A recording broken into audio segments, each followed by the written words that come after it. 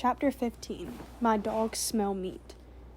Anna Marie's mind raced. She remembered what her mother had said. If anyone stops you, you must pretend to be nothing more than a silly little girl. She stared at the soldiers. She remembered how she had stared at the others, frightened, when they had stopped her on the street. Kirsty hadn't been frightened. Kirsty had been, nothing more than a silly little girl, angered because the soldier had touched her hair that afternoon. She had known nothing of danger, and the soldier had been amused by her. Anna Marie willed herself, with all her being, to behave as Kirsty would. "Good morning," she said carefully to the soldiers. They looked her up and down in silence. Both dogs were tense and alert. The two soldiers who held the leashes wore thick gloves. "What are you doing here?" one of them asked. Anna Marie held out her basket, with a thick loaf of bread visible. "My Uncle Hendrik forgot his lunch, and I'm taking it to him. He's a fisherman." The soldiers were looking around. Their eyes glanced behind her and scanned the bushes on either side. "Are you alone?" one asked. Anna Marie nodded. "Yes," she said. One of the dogs growled, but she noticed that both dogs were looking at the lunch basket. One soldier stepped forward. The other, and the two holding the dogs, remained where they were. "You came out before daybreak just to bring a lunch? Why doesn't your uncle eat fish?" What would Kirsty reply? Anna Marie tried to giggle the way her sister might. "Uncle Hendrik doesn't even like fish," she said, laughing. "He always sees too much of it, and smells too much of it. Anyway, he wouldn't eat it raw." She made a face.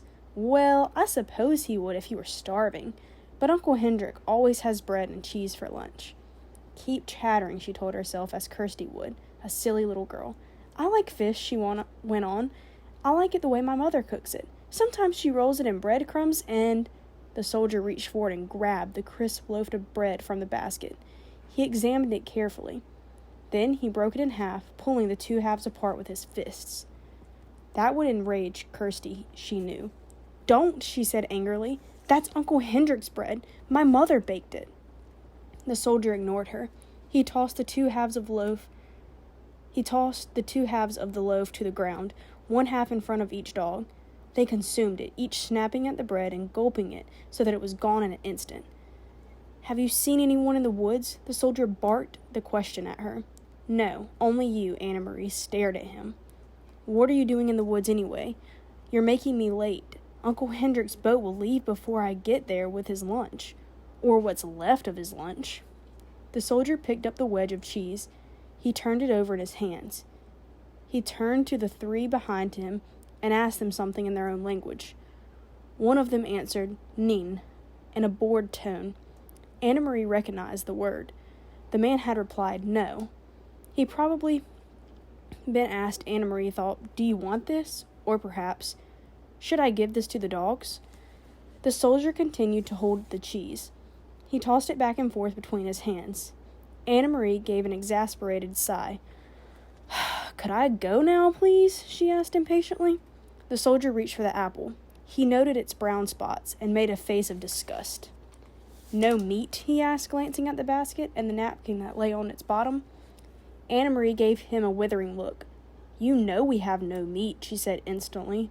"Your army eats all of Denmark's meat." "Please, please," she implored in her mind, "don't lift the napkin." The soldier laughed. He dropped the bruised apple on the ground. One of the dogs leaned forward, pulling at his leash, sniffed the apple, and stepped back.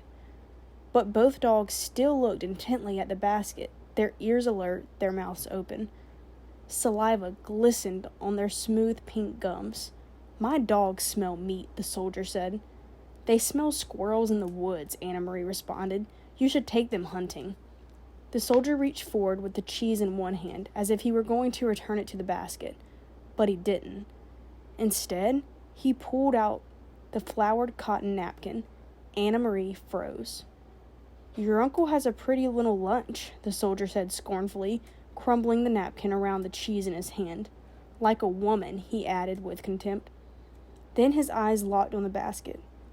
He handed the cheese and napkin to the soldier beside him. "What's that, there in the bottom?" he asked in a different, tenser tone. What would Kirsty do? Anna Marie stamped her foot. Suddenly, to her own surprise, she began to cry. "I don't know," she said, her voice choked. "My mother's going to be angry that you stopped me and made me late, and you've completely ruined Uncle Hendric's lunch, so now he'll be mad at me too." The dogs whined and struggled against the leashes, nosing forward to the basket. One of the other soldiers muttered something in German. The soldier took out the packet. "Why was this so carefully hidden?" he snapped. Anna-Marie wiped her eyes on the sleeve of her sweater. "It wasn't hidden any more than the napkin was. I don't know what it is." Then she realized was true. She had no idea what was in the packet. The soldier tore the paper open while below him on the ground the dogs strained and snarled, pulling against their leashes. Their muscles were visible beneath their sleek, short-haired flesh. He looked inside, then glared at Anna-Marie.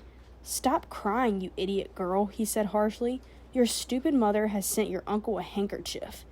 In Germany, the women have better things to do. They don't stay at home hemming handkerchiefs for their men." He gestured with the folded white cloth and gave a short, caustic laugh. "At least she didn't stitch flowers on it." He flung it to the ground, still half wrapped in the paper beside the apple. The dogs lunged, sniffed at it eagerly, then subsided, disappointed again. "Go on," the soldier said. He dropped the cheese and the napkin back into her basket. "Go on to your uncle and tell him the German dogs enjoyed his bread." All of the soldiers pushed past her. One of them laughed, and they spoke to each other in their own language. In a moment, they had disappeared down the path in the direction from which Anna-Marie had just come. Quickly, she picked up the apple and the open packet with the white handkerchief inside. She put them into the basket and she ran around the bend toward the harbor, where the morning sky was now bright with early sun and some of the boat engines were starting their strident din. The Emborg was still there, by the dock, and Uncle Hendrik was there, his light hair wind-blown and bright as he knelt by the nets. Anna-Marie called to him as he came to the side, his face worried when he recognized her on the dock. She handed the basket across. "Mama sent you lunch," she said, her voice quivering. "But soldiers stopped me, and they took your bread." She didn't dare to tell him more. Hendrik glanced quickly into the basket. She could see the look of relief on his face, and she knew that it was because he saw that the packet was there, even though it was torn open. "Thank you," he said, and the relief was evident in his voice. Anna-Marie looked quickly around the familiar small boat. She could see down the passageway into the empty cabin. There were no sign of the Rosens or the others. Uncle Hendrik followed her eyes and her puzzled look. "All is well," he said softly. "Don't worry. Everything is all right." "I wasn't sure," he said, "but now," he eyed the basket in his hands, "because of you, Anna-Marie, everything is all right. You run home now and tell your mama not to worry. I will see you this evening." He grinned at her suddenly. "They took my bread, eh?" he said. "I hope they choke on it."